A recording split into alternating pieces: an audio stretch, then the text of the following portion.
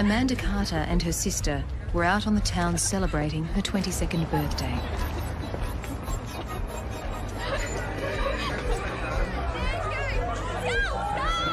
But the cheer would turn to despair when Amanda failed to come home.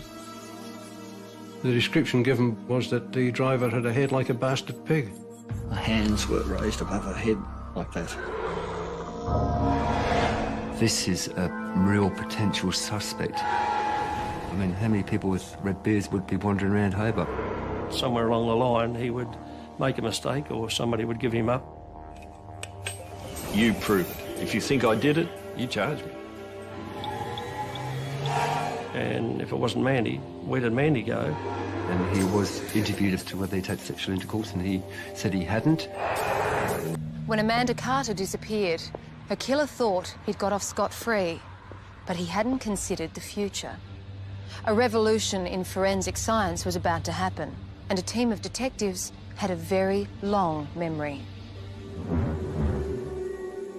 Mr. Carter had reported his daughter missing to the police, and they were concerned about her safety, basically, because it wasn't in her nature to not go home of an evening. They told us Mandy and Debbie had gone out on a Saturday night to celebrate Mandy's birthday, which was on that following Monday, that they were a very close-knit family. Mandy, Debbie and Brenton still lived at home. Very nice environment for a young girl to grow up in.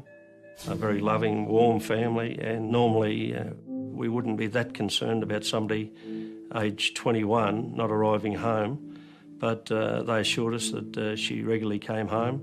We went through her belongings there just to see, for example, if there was any clothing missing, bags missing, bank books missing, which would indicate to us perhaps that she'd run away or wasn't going to come home that night, but there was nothing to indicate that.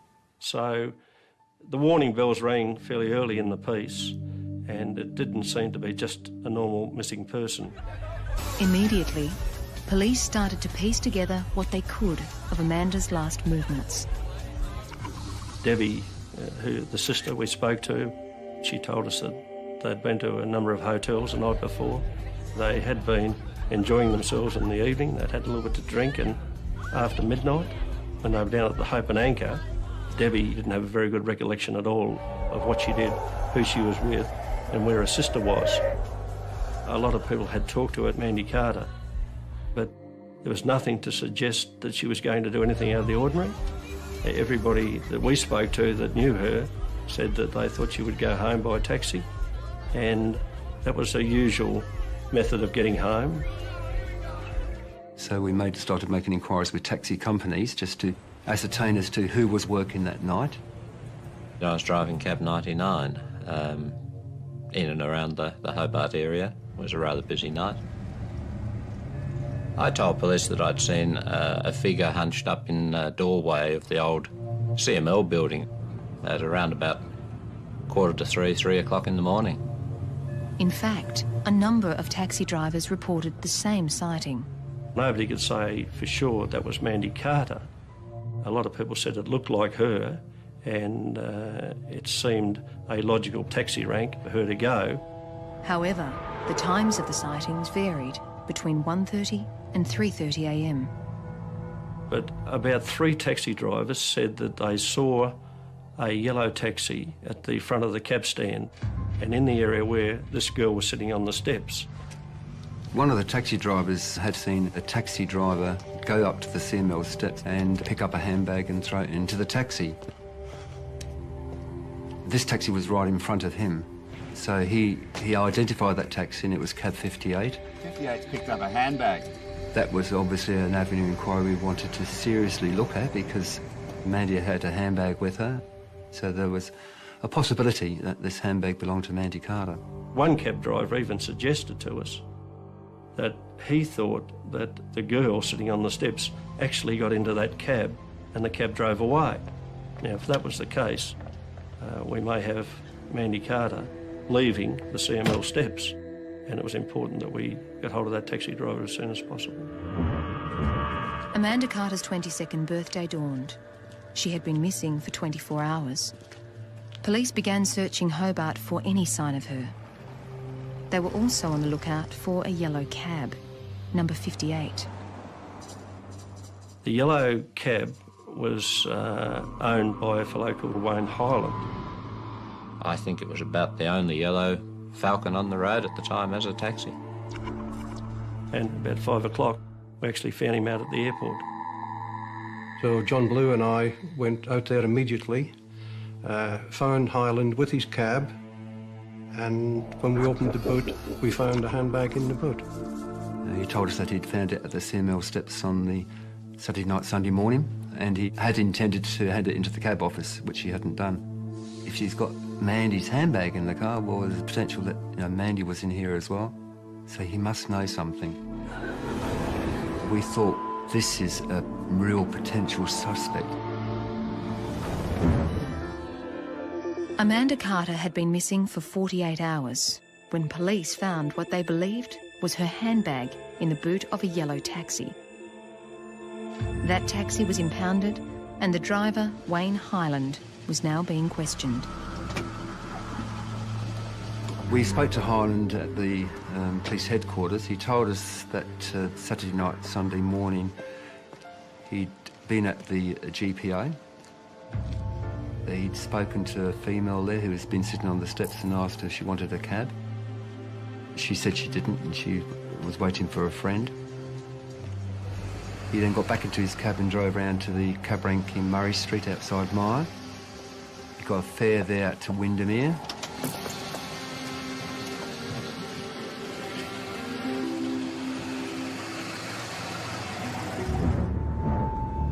Then he came back into the city, went back to the GPA, and he then said that he went up to the steps again and there found a handbag.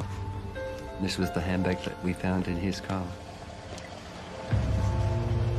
The woman that he'd spoken to on the GPA steps, he wasn't obviously able to identify her as Mandy Carter because he didn't know her, but from the description that we gave him, he said it could have been her. Was the girl he saw Amanda Carter? And if so, who was she waiting for? More importantly, at this stage, was the bag picked up by the taxi driver that of Amanda's? We were pretty confident it was going to be Mandy Carter's handbag, but there were no credit cards, no identifying things in the handbag at all, but it was very similar to the handbag that had been described as being Amanda Carter's handbag. So we went down to Taroona and spoke to Mr. and Mrs. Carter and Debbie, showed them the handbag, and to our bewilderment and astonishment, they said no, it wasn't her handbag. They were quite adamant about it, and we said, well, we think it is. And they said, no, sorry, it's not her handbag, and we know her handbag, and that's not it. So straight away, we gave a lot of media, and we said, here's a handbag, we want to know whose it is. Detectives have interviewed the taxi driver who found the handbag and who had previously talked to the woman, asking her if she needed a cab. The woman is of similar appearance to Mandy Carter, and police urgently want to talk with her. We looked at different scenarios. One possible scenario was that she'd picked up the wrong handbag when she left the Hope and Anchor, and that somebody else had Mandy's handbag. But if that was the case, nobody came forward with Mandy's handbag. Another scenario was that Mandy Carter wasn't on the CML steps at all, and that it was some other female, and who was she? And if it wasn't Mandy, where did Mandy go after she left the Hope and Anchor?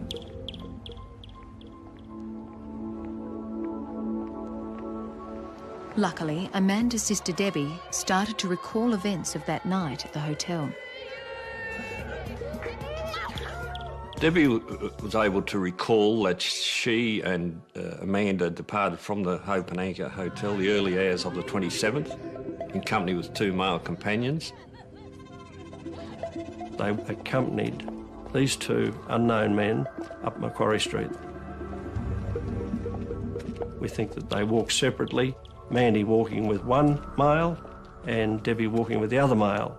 She believed that when they reached the mall area, they parted, and she assumed that Amanda was going to the taxi rank to catch a taxi en route home. So it was absolutely essential we identify these two men, because it may well have been that Mandy had gone with this man and that he was the person responsible for her disappearance. We had various descriptions, but in essence they were people that were in their 20s, and one was described as a man with a beard. We were very lucky in some sense, because one of the guys had a bright red beard.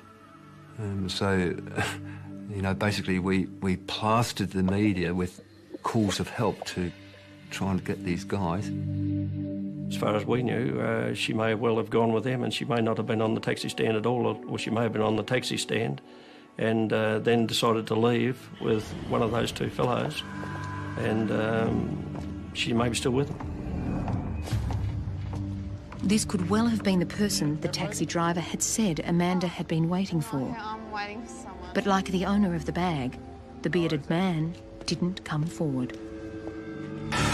Last night, the Hobart Police Headquarters switchboard was jammed with calls immediately after the Attorney-General, Brian Miller, announced on television that the state government had offered a reward of up to $10,000 for information on Miss Carter's whereabouts. Wild rumours began circulating, with Amanda sighted all over Australia. We had a report that she may have gone to Cairns with an ex-boyfriend. There was people saying she was a drug runner. We had reports that she was at Swansea on the east coast of Tasmania in a log truck. She'd gone to Queensland with a bikie gang. We had various clairvoyants ringing up and saying, well, we can tell you where she is, and all these ridiculous propositions that one way or another you've probably got to follow up, because you've got to be in a position to say, yes, that's been followed up and we're satisfied there's nothing in it. For Mandy's father, Don Carter, the past week has been desperate. Anybody who could throw any light or has seen anything that may be a bit unusual, just to come forward and tell the police. You've got some information for me, have you? After about 6 days of the investigation, we received an anonymous call at police headquarters to say that 3 well-known criminals had left the state on the Sunday afternoon. She went missing on the early as Sunday morning, and that they'd left the state and she'd gone with them. And they had left, and they were due to report on bail conditions on the Monday. And on the Monday they didn't report for bail conditions. We thought that that was a real possibility, that perhaps she'd gone with them, that she may have been abducted. Amanda Carter had been missing now for over a week. Police had information she may have been abducted by 3 known fugitives who had fled the state. We received a call from the police in Mackay in North Queensland, and they said those fellows that absconded bail in Tasmania, we've found them in a stolen car in Mackay and we've got them in custody. I went to Queensland, and after interviewing them all, I was quite satisfied that they weren't involved in the disappearance of the girl. They even admitted committing a crime on the Saturday night that she went missing, and in fact they were terrified that they were looked on as key suspects.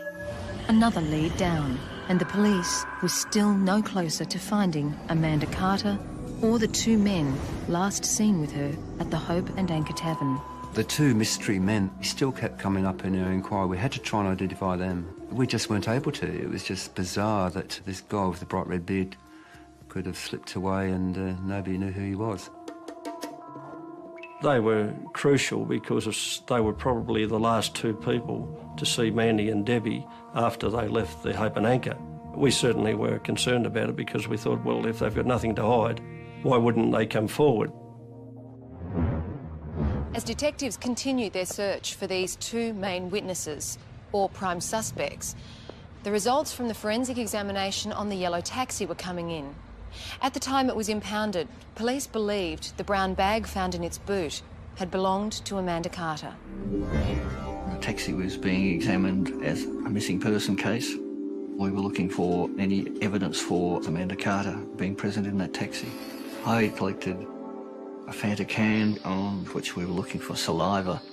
It was an empty can, so someone had obviously drunk it. And there was a tartan rug which was in the boot, which was taken for looking for human hair fibres or any contact which might lead us to where we were looking for the missing person. On the right-hand side, on one of the mudguard ornaments, there was a small amount of what looked like reed material. We couldn't find anything to connect Mandy Carter to that particular taxi. But in the middle of the back seat, the forensic people found a stain.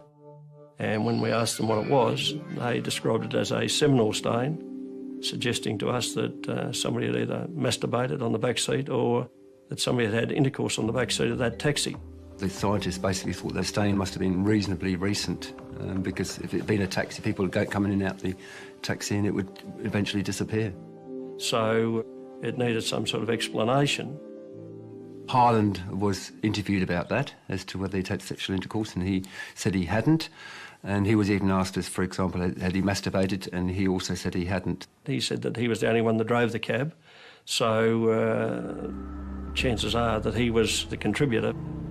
So it was important to try and get his blood grouping, so we asked him for his blood, and he refused to give it, which he was quite entitled to do, I might add, as well. The stain and his refusal to give blood rang alarm bells. But his alibi of taking his last passenger to Windermere in the early hours of Sunday morning checked out. We eventually found the woman, and she confirmed that she had been taken home by a taxi driver in a car similar to Hyland's, and that he fitted the description, and that was consistent. So that took the heat off him a little bit, and we had to look at alternatives. A revised identikit picture was issued by police today, who hope the man may be able to add to Debbie's statements. After more than a week's search, police say they are both frustrated and baffled by the disappearance. Attention was back on Debbie, Amanda's 19-year-old sister. Debbie was traumatised. Of course it wasn't her fault, but she did in some degree blame herself. If they had remained together, she would have been safe. It was really frustrating, the fact that Debbie wasn't able to give us any information, or very limited amount of information. In desperation, the police asked Debbie to undergo hypnosis. We had been working really long hours, 17, 18 hours a day, and the hypnotherapist was talking in a very monotone voice. My recollection is myself and John Blue went to sleep. And but it was worth a try. We didn't achieve a lot, but it was worth a try. And at that stage, we were trying every avenue to try and get a lead. So we thought just a small thing may have helped us in the investigation, but didn't happen. Then 2 weeks after Amanda disappeared, the police got a breakthrough. This young fella at Tuddah on the west coast of Tasmania picked up a week-old newspaper and saw what he thought looked very much like him as an identikit picture in the paper. Contacted police, and he was our man. It was a major breakthrough when we had the two people come forward and say, "Excuse me, but we are the people that you're looking for." They were Stanley Hibbins and Lester Govett. One had a red beard, so they were quite sure that they were the people. Both men had left Hobart on the Sunday and had claimed to have no knowledge of Amanda's disappearance. But they recalled everything that occurred, and they said, yes, we went to the Hope and Anchor. We met Mandy Carter and her sister Debbie, and we talked to them at the Hope and Anchor, and afterwards we left with them, and they said they put the time at about 2:30. They said they walked up Macquarie Street. Lester Govett said that he was with Debbie. Stanley Hibbins said he was with Mandy. Stanley Hibbins decided to make a phone call home to his parents in Victoria. So he leaves Mandy to make the phone call, and he's talking to his mum for perhaps about 15 minutes, he says. When he goes back, Mandy had gone. Is he all right? We actually went to Victoria and spoke to his parents, and they verified that they received the call in the early hours of the morning. Govett took it a step further because he said prior to leaving the GPO, he actually had a conversation with Mandy. He yelled out to her across the road. And at that stage, she was intending to catch a taxi home. Yeah, I'm fine. I've got money. All right, then. We'll see you later. Okay, see you later. Bye. That gelled pretty well with what we knew. Virtually said to us that the female on the CML steps opposite the GPO was in all probability Mandy Carter. So we had a time, and we had an intention. And I think after that, that directed our investigations in a certain way. And that way was along the lines of what we first thought, that she probably got in a taxi. Amanda Carter had been celebrating her 22nd birthday. At approximately 3 a.m, she separated from her sister and the two men she had been celebrating with to catch a taxi home. Numerous cab drivers had seen a woman matching her description near the taxi rank. Some believed she had got into the taxi owned by Wayne Highland.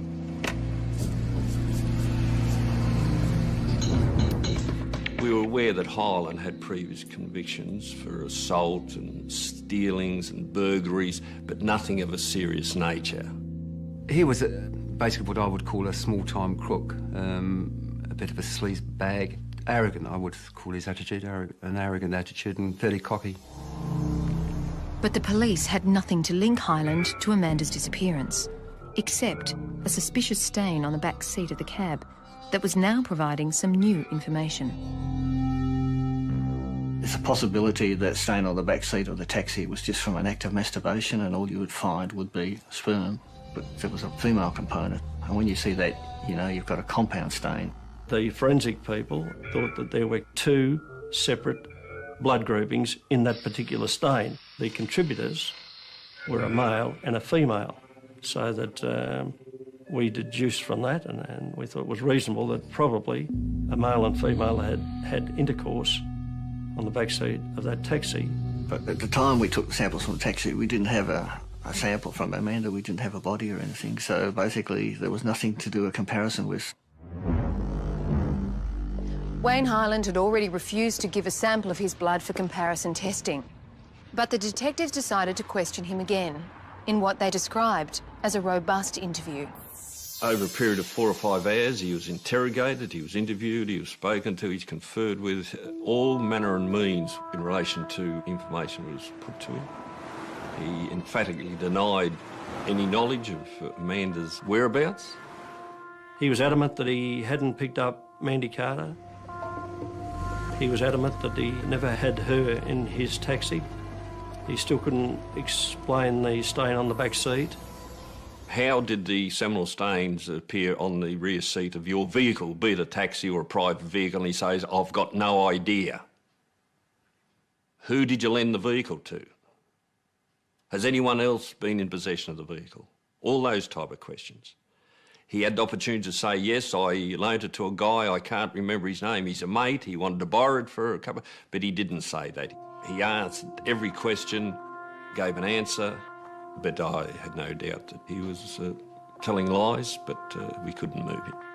He admitted what he had to admit to us. He didn't volunteer any extra information other than what he thought we knew.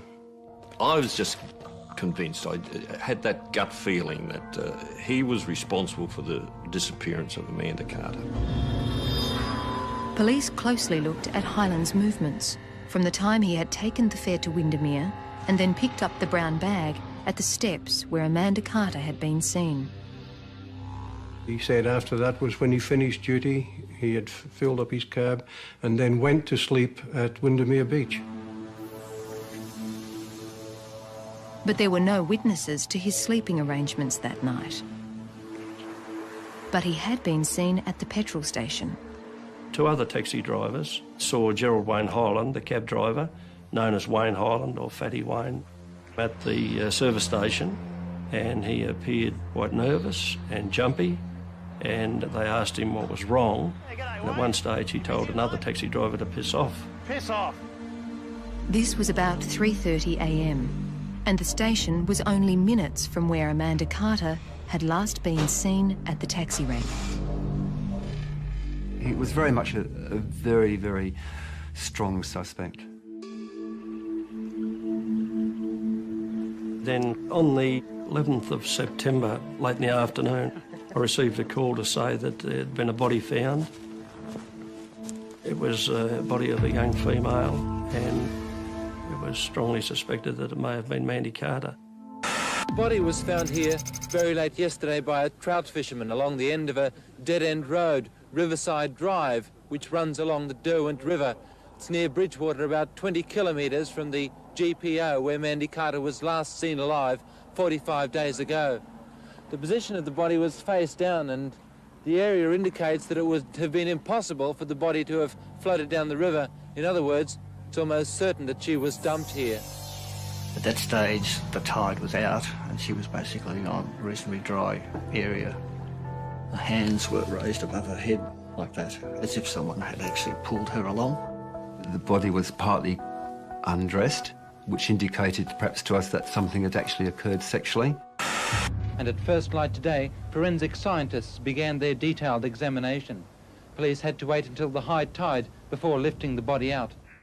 The body was taken up by the mortuary ambulance and conveyed to the mortuary of the Royal Hobart Hospital. When it was there, one of the family friends came in and did the identification, said, yes, this is the body of Amanda Carter. We got a pathologist's report not long after that, and there was damage to the mouth, suggesting that somebody had punched Mandy in the mouth, and that probably rendered her unconscious, and an attempt had been made to strangle her. But strangulation was not the cause of death. Amanda Carter had drowned. As she breathed in the waters of the Derwent River, tiny organisms called diatoms were also inhaled, and these were found in her internal organs at the autopsy. Was her drowning an accident or murder? It seemed to me that there was a distinct possibility that her head had been forcefully held underwater because of the position of her hands. But who had dragged her into that spot? As a routine, vaginal swabs were taken. On examination of the slides, we found semen present. Most heaviest concentration was in the high vaginal area, and that's not surprising. It's because she was face down with the tide coming in and out. The high vaginal area was protected from the water by the air pockets, and that's why we found some reasonable evidence. But at this point in forensic technology, there wasn't enough sperm in the sample to do any testing, and they still didn't have blood from their main suspect to compare. So for now, detectives would have to rely on old-fashioned footwork to find the evidence they needed to put Wayne Highland at the crime scene. As to anybody that they see in this area here, any cars I've seen going in there, any fishermen that they know do come here a lot, because it's a fair bet that whoever dumped her here has got to know the area. We spoke to all the local people as to vehicles that were going up and down Riverside Drive, and we had a number of reports of cars in the area. We had some reports of taxis. There was one report that a cab had been seen along there, and the description given by the person was that the driver had a head like a bastard pig, which I think fitted Highland quite well. When Mandy Carter was last seen alive after going to a disco on July the 27th, she told friends she was going to take a taxi home. Well, we at least know now in which direction the offender has taken her. There doesn't seem to be any doubt that she's been driven to this area. We also did a lot of work with Highland's car, with the dirt that was found under the mudguard, and the best we could do was that it was similar to some of the red dirt that was up in that particular area, but unfortunately they couldn't say it is the same. And the grass was similar to some of the grasses that were in the general Bridgewater area, so we couldn't definitively say, yes, that grass or that dirt came from that area just north of Riverside Drive. It was frustrating because we were very keen on solving this through forensic science. We thought that forensics could tell us something. We thought that we would get something from that crime scene that would link us to Highland, but we didn't. The best we did from the crime scene was some of the witnesses that said that they saw a cab coming and going and a description of a person in a cab that generally fitted Highland. So once again, police questioned him. But this time, they took him out to the crime scene. He agreed to do this. He was very pleasant. The idea of taking him at night was to obviously catch him off guard. We spoke to him there, and he, at that stage, said yes, he had been there. He said, yes, I've been here quite often fishing, drove the taxi in this area, and, well, you've got to accept that, because it's an area where you would go fishing and an area where you'd drive your taxi. But he was adamant that he hadn't gone up there on the night in question, that he hadn't taken Mandy Carter, and I can't tell you any more about it than what I've told you the last 2 or 3 times you've interviewed me. We had a circumstantial case, and I knew it, and I suspect that he knew it, and he wasn't giving too much away. He didn't move. You prove it. If you think I did it, charge me. He then claimed he was being harassed. I suppose to some extent he was, but I don't call it a harassment. It was an investigation and had to continue. And I remember saying to him, well, you want to get used to it, because there'll be more of these interviews. Because we made it quite clear to him that we had no doubt in our mind and in the minds of all the other detectives that he was responsible for the death of Amanda Carter. 8 months on, the inquest into Amanda's death was underway, with most of the attention focusing on the seminal stain in the back seat of the taxi. The swab from the back seat of the taxi showed both Group A and Group B, but it was very difficult to allocate whether the female component was A and the male component was B, or whether the female component was B and the male component was A. Blood from Amanda's body had been classified as Group A, but the red cells were broken down and the result was suspect. To confirm that the sample result that we got from Amanda Carter was a true A, we then examined the blood from the family. We established within a reasonable probability that her blood group type was A. So the A component on the back seat of the taxi could have been Amanda's. But was Wayne Highland's blood Group B? Now, the problem we'd had all along was that Highland had refused to give us a sample of his blood. So we devised a bit of a plan after talking to John Presser, who said that he could get blood groupings from cigarette butts, saliva in cigarette butts. I gave him a cigarette out of my own packet and watched what he did with the stub. And I got hold of the finished cigarette and put it into an exhibit bag, and from that, forensic people were able to determine his blood grouping from his saliva. The conclusion was that his blood grouping was the same as one of the blood groupings that was in the seminal stain. But that evidence was not available to the court. At the end of the proceedings, all that could be noted was that a female with blood group A had intercourse in that taxi. It didn't exclude Amanda, but it wasn't 100%. I couldn't determine to the satisfaction of the magistrate that Amanda Carter had actually been in that taxi. The coroner gave an open finding that the 22-year-old's death was by drowning caused by persons unknown. So we basically put the evidence in the deep freeze and sat on it until we could find some better way of working out what the evidence could tell us. We were somewhat despondent, I suppose. We hadn't solved the case. We all knew the family quite well.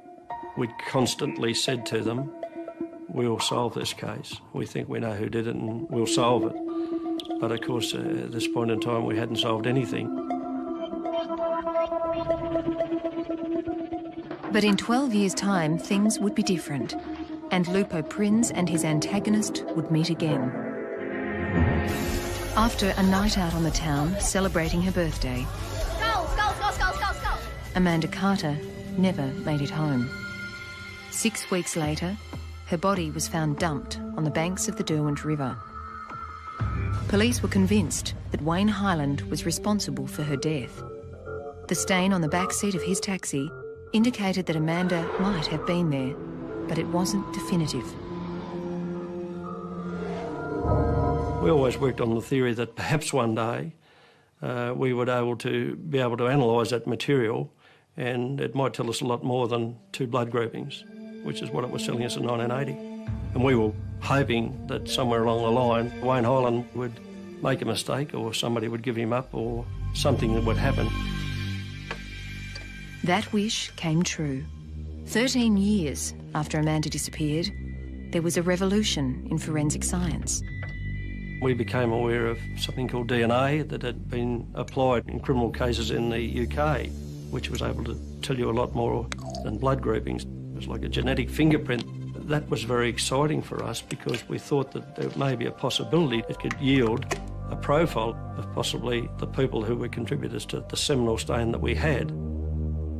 Swabs from that stain and Amanda Carter's blood were now taken out of the deep freeze and sent to a scientist in Melbourne for testing. Could this cold case now be solved? He got a result from the swab from the back seat of the taxi that showed that Amanda Carter contributed to that stain.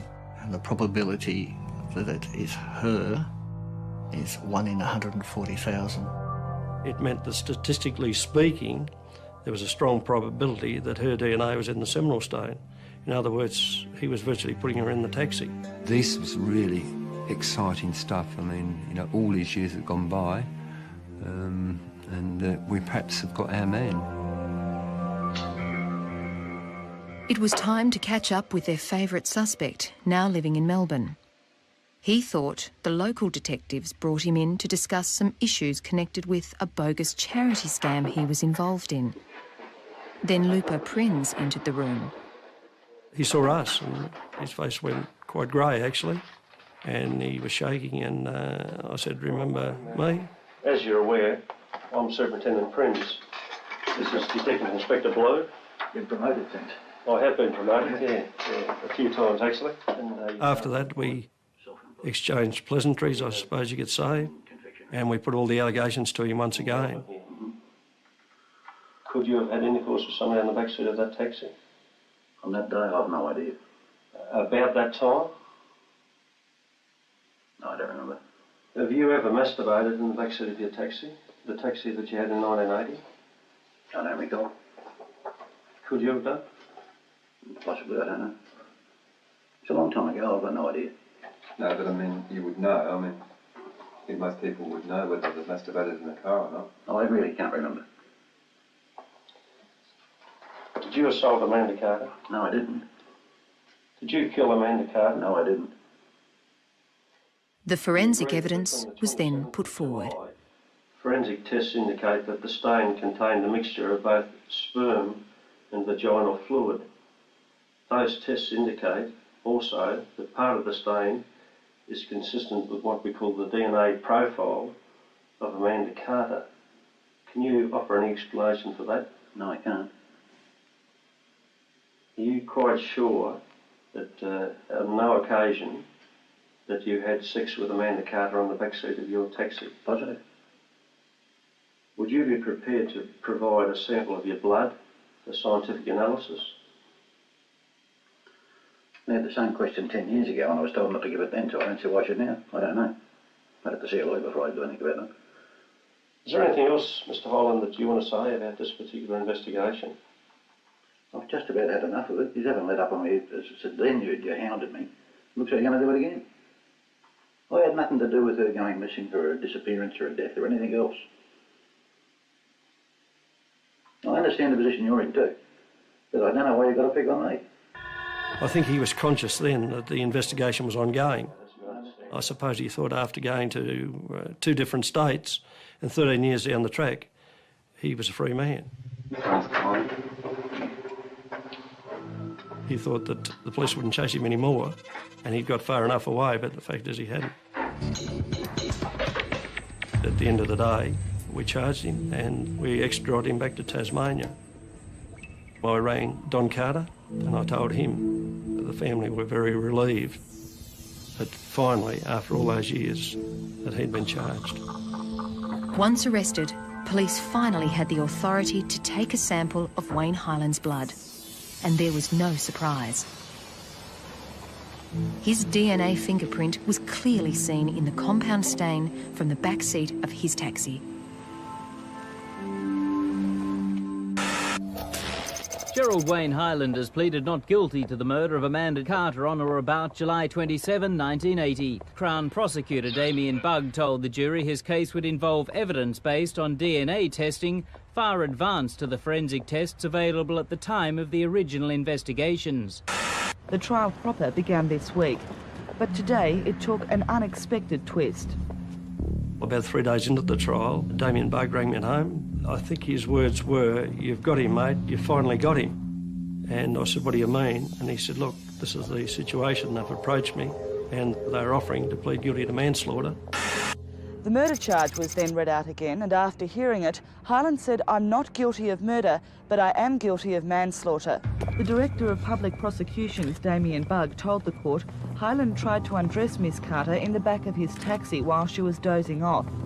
The facts for the prosecution were that Hyland had been working that night in his cab, that he'd gone to the CML cab stand. Amanda Carter was on the steps, that she probably got in the taxi and fell asleep. He got out of the taxi and picked up the handbag that was still sitting there where she was. He drove to North Hobart, and that's when he was seen by the other taxi drivers at the service station in North Hobart. Piss off!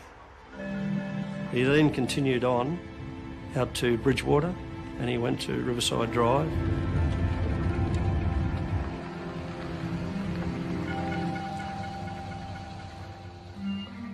He then had sexual intercourse with her against her will. In other words, she was raped on the back seat of that taxi.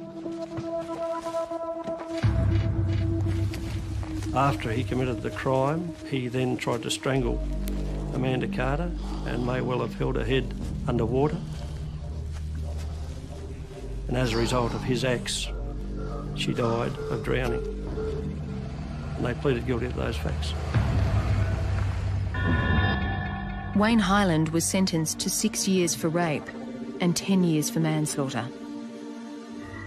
A detective, when he becomes involved in a case which is so very personal as this one was, it becomes a part of you. And it was extremely satisfying that we had our man. I've only spoken briefly to Mrs. Carter. Obviously, she's very relieved. She indicated she didn't want to speak to the media, but I'm sure the family are greatly relieved now that's all over and done with. Tragically, Don Carter died just before the trial, and he never got to know that Hyland was convicted of the crime, so that was very sad. But for those of us that were there and were still working, it was a very satisfying result because we felt we'd honoured our commitment to the family. But in 2001, 8 years into his 16-year sentence for the rape and manslaughter of 22-year-old Amanda Carter, Gerald Wayne Hyland was granted parole. Now, basically 8 years for a person's life is very poor in the sense of punishment. He's still wandering around right now. Amanda Carter's not.